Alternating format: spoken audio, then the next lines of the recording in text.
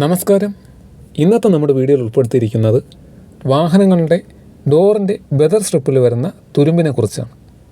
ഇതിനുള്ളൊരു പ്രധാന സാഹചര്യമെന്ന് പറയുന്നത് ഒരു പരിധിയിൽ കൂടുതൽ വാഹനം റബ്ബിങ്ങോ പോളിഷോ ചെയ്യുന്ന സാഹചര്യത്തിൽ ഇങ്ങനെ കണ്ടുവരുന്നുണ്ട്.